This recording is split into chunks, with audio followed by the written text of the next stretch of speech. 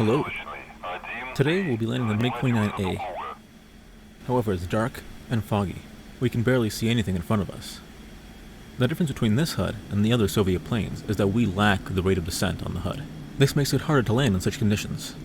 If you can land the MiG-29, you can land anything, except the Su-25 original. Lights.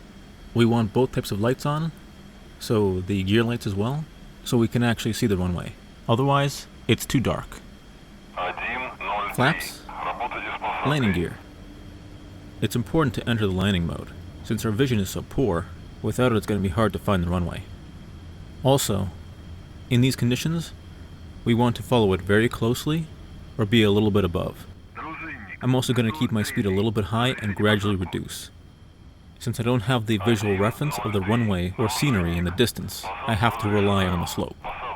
Also, some landing fields have some hazards ahead of the runway, like power lines or passing trains, so this is very important.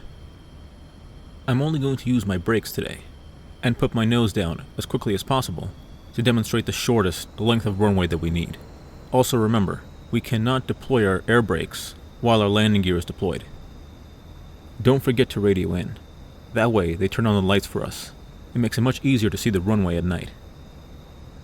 Often when it's foggy, it's windy.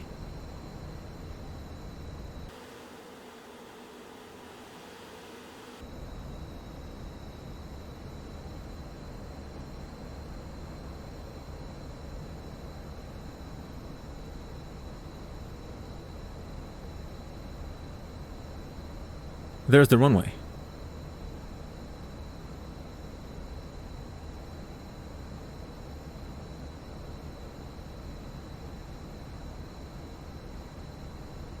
Flare. Nose down and brakes. My angle of attack back there was a little high. It was about 11 to 12 on the HUD and about 13 on the AOA gauge.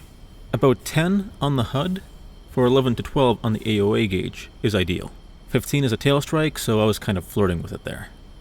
You'll have to go a little bit above when you flare, but try to get back down to about 10 on the HUD, right at touchdown. My speed, though, was right on at 260. Pretty short stop, huh? Don't forget, you can put the flaps up and hold the lock button to turn sharper. Once more from the side. Okay, tell me what you liked, didn't like, and please subscribe.